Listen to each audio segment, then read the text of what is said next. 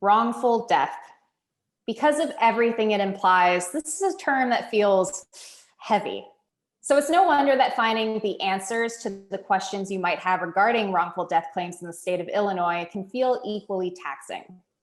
Once again, I'm joined by someone who can help navigate this subject, Mark Schuman of Schuman Legal, a leading personal injury law firm based in the heart of Chicago that opened its doors in 1996 and has successfully represented more than 25,000 people.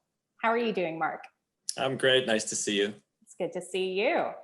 Let's jump into the very basics first. What is the definition of wrongful death in Illinois? Illinois actually has a statute. Wrongful death is a tragic occurrence where somebody dies as a result of another person's negligence. And it could come from a variety of ways. It could be from a car accident, for example. It could be someone's a victim of medical malpractice or nursing home neglect, or even from a defective product, a product liability case. Any of those. Based on that definition, how do I know if I have a wrongful death claim? Well, first of all, someone unfortunately has to die, and it has to be from someone else's negligence. There's four basic elements. First one, there has to be a duty.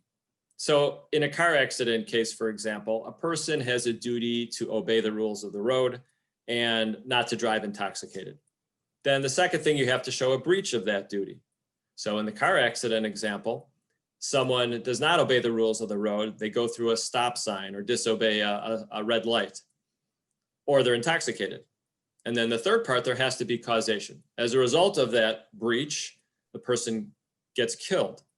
So for example, someone goes through a stoplight and they get killed in the accident, that's causation. But if someone gets injured, breaks their leg, goes through some surgeries, and 6 months later they die from unrelated causes, that would not be a wrongful death case because they died from something unrelated, not directly related to the accident.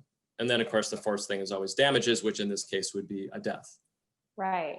My follow-up question to that is, who can bring a civil action in the case of a wrongful death? Very specific, it's the surviving family members. So first and foremost would be the surviving spouse. If there is no spouse, then the children. If the child is a minor, then a parent can bring a claim on behalf of the minor child. If the child is not a minor, the child can bring the claim themselves. If there's no surviving spouse or children, then the parents could bring a claim.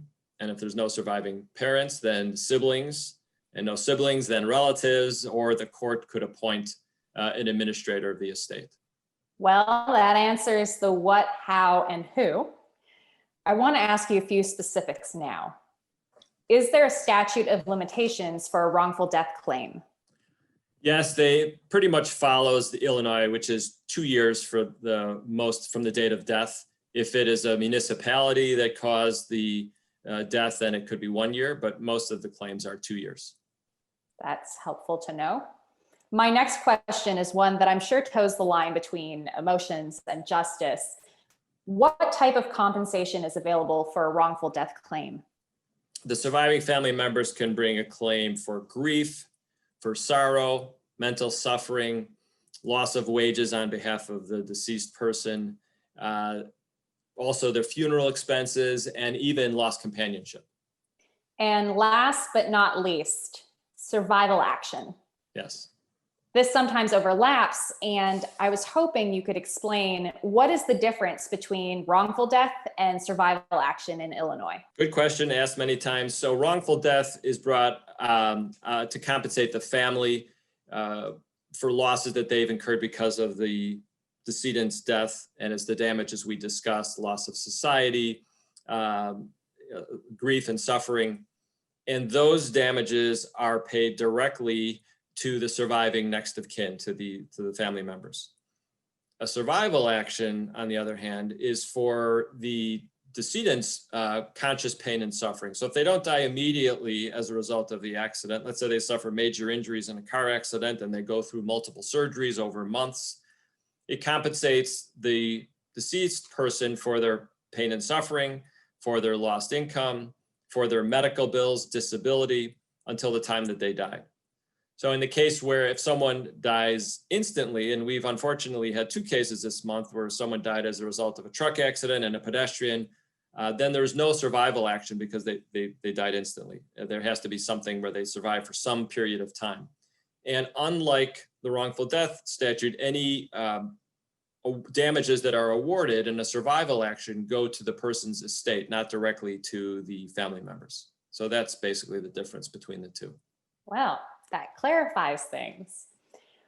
Mark, this has been extremely informative in answering some of the most frequently asked questions around wrongful death claims in the state of Illinois. Thank you for walking us through it. My pleasure. And of course, if anyone has a question on a claim, they can always call my office. It's always a free consultation with no obligation. Glad to answer your questions and see if we can help you. That sounds great. Thank you. Thanks, Michelle.